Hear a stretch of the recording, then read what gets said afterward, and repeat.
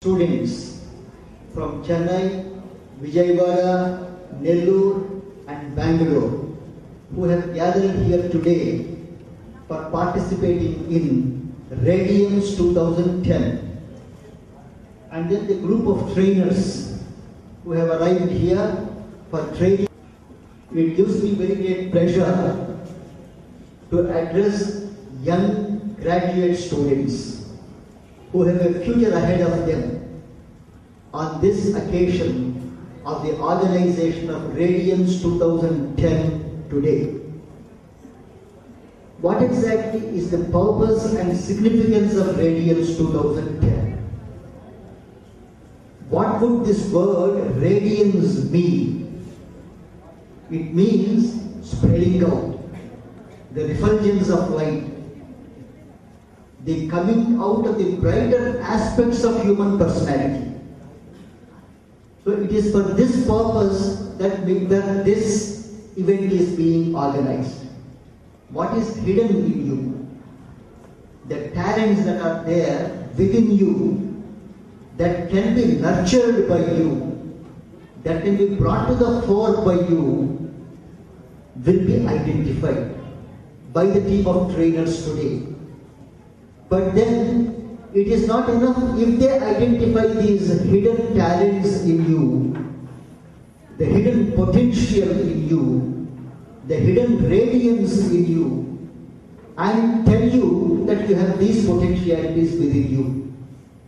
What is required on your part is that you must recognize those potentialities, nurture them, allow them to reach a stage of fruition, bring them out so that you will be doing yourself and society a lot of good. In other words, the entire focus in a sense is upon your personality development. Very often we hear about this word personality development. What does it mean? I ask myself this question, because this appears to me to be a very complex word.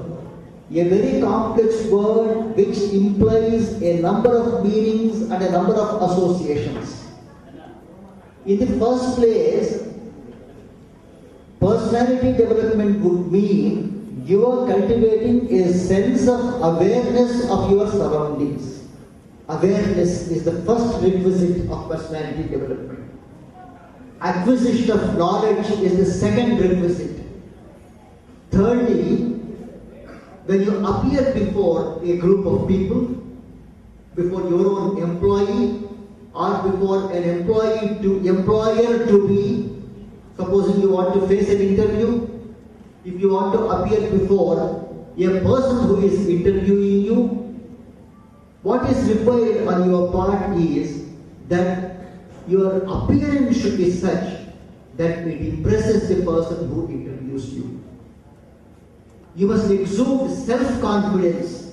If you are very diffident, very nervous, it only shows that you are not yet an accomplished human being, and that one need to hesitate to accept you. It is only when you radiate, from this word radiance comes radiating. It is only when you radiate self-confidence, exude self-confidence, assert your personality, that you will be liked, that you are ready to be employed by an organization. In other words, one aspect of personality development that a student ought to cultivate is that he must possess the right set of attitudes to the right set of situations. Attitude formation, that is something which takes place when you are at the undergraduate level.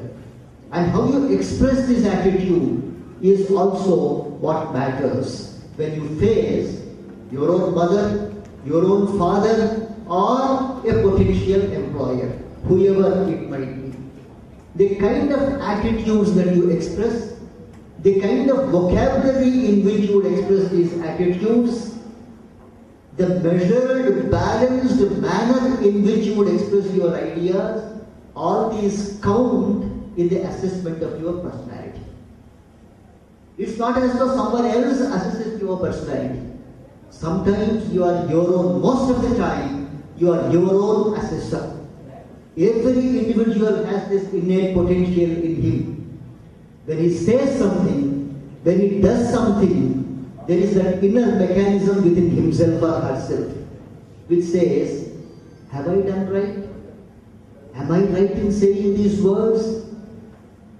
Am I right in putting down this posture? Is it the right posture to adopt in the right situation? This self-questioning takes place. In other words, an important aspect of personality development is self-assessment. It is only when you awaken this potential in yourself of rightly assessing yourself that you would acquire a balance of judgment about yourself. And when you acquire this balance of judgment about yourself, then you are fit to be a complete personality, a fully developed personality who can face with equanimity, with a balance of mind, any given societal situation or any given personal situation.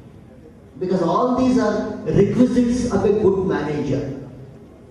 A good manager is a good HR executive. He deals with people primarily. And when he deals with people, the way he behaves, the way he expresses his ideas, the measure of moderation which he employs in his language, the value that he attaches to certain societal concerns and values, all these count a great deal in human relations. And what is further required of a young person like you for acquiring that spirit of radiance, of radiating self-confidence, of radiating a sense of assuredness with which you would go about handling any kind of situation, difficult or easy or complex. One more thing that is required is self-motivation. The trainers will motivate you. The duration of motivation given by the trainers is 1 hour or 2 hours. Off they go. They pack off to their respective places. They go to another destination to address similar audiences at another place. But what is important is that the training which they have given them should last in you, should linger on in your minds for a long time, so that you begin to motivate yourself and equip yourself to acquire the right set of attitudes, the right set of behavioral attributes about which I spoke a little while ago.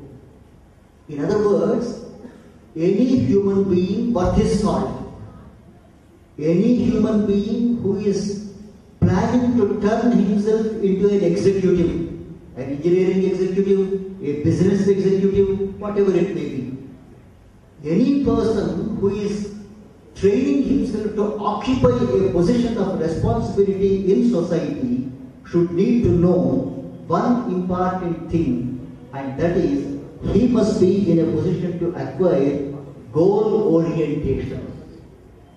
And without that goal orientation, without an idea of what he wants to achieve, without an idea of motivating himself in the direction of accomplishing his achievements, he will not be able to do himself or society any good. In other words, a very important component of personality development for a young student like you, for a young girl like you or a boy like you, is that you must awaken in yourself a mechanism of self-promotion, self-criticism and self-development. It is only when these three mechanisms coincide with one another, If you are too critical of yourself, you can't achieve anything. If you are too confident of yourself, you will also tend to lose. It's only when these three mechanisms are activated in due proportion that you will enrich your personality. Why should you enrich your personality? You are all doing your B.B.M now. Look ahead for the 2020 year and beyond that. The period of Indian youth would begin then. The period of Chinese youth and Indian youth would begin then. Because China and India have a unique advantage of what is called the demographic dividend. The advantage that nature has given us is that from 2020 onwards, the average age of the Indian population would be 27. The average age of the Chinese population would be 31. This is going to be very beneficial for these countries. And if only we nurture our talents properly, we will be in a position to win the confidence of society, the confidence of the nation and the global community. Because tomorrow, please note that the competition which you are going to face is not only within the nation, but it's going to be global in its dimensions. It's in a globally competitive environment that you are going to survive from 2020 onwards. And therefore, you must equip yourself for that task. Now, people have spoken so much about inflation that the youth today are in a despondent mood. They are afraid that when they qualify themselves and acquire the B.B.M degree and then the M.B.M degree, they will not be ready for employment because the employment markets will be closed for them. No, that's not going to be the situation. The employment market is always readily available. And India's growth rate, which is going to touch the 2-digit figure, as the government of India is very confidently hoping, will lead to the containment of inflation much better than the Western European countries.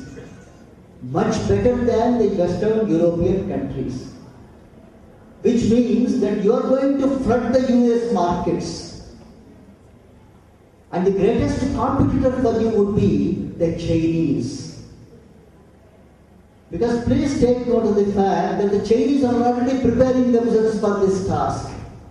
And therefore, China has doubled its expenditure on research and development in the recent years.